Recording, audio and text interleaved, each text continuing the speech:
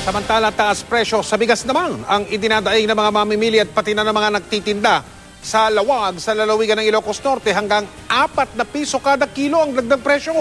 Nakatutok si Mark Salazar. Kung dati kada kaban kung mamili ng bigas sa mga suki ni Aling Jane sa Kamuning Market sa Quezon City, ngayon per kilo na lang. Tumaas kasi ng 2 piso ang presyo kada kilo ng bigas. Gaya ng sinandoming na mula 34 pesos ay naging 36 pesos na ang kiluhan. At ng dinurado, sabi nila mataas daw ang palay. Tsaka kokonti ang stock ngayon ng bigas eh. mula 2 hanggang 3 piso rin kada kilo ang taas presyo ng bigas sa Legazpi City Market. Sa ibang palengke sa Albay, ang isang sako na may 50 kilo ng magandang klase ng bigas, tumaas ang presyo ng 70 hanggang 90 pesos. Napapaaray tuloy pati ang ilang retailer.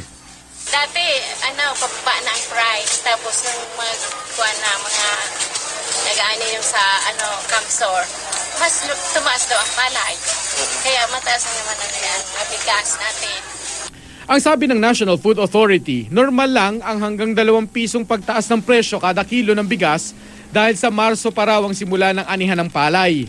Sa ngayon daw ay mahal pa ang bili ng mga trader sa bigas, kaya mahal din itong ibinebenta. Pero sa Lawag, Ilocos Norte, mas nakakalula ang taas presyo, 4 na piso. Ayon sa mga nagtitinda, 25 pesos kada sako raw ang itinaas ng presyo ng bigas na isinusupply mula sa Pampanga.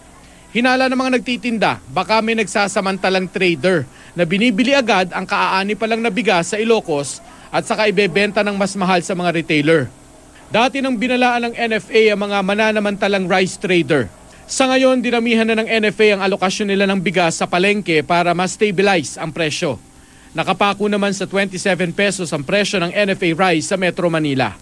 Mark Salazar, Nakatutok, 24 Oras.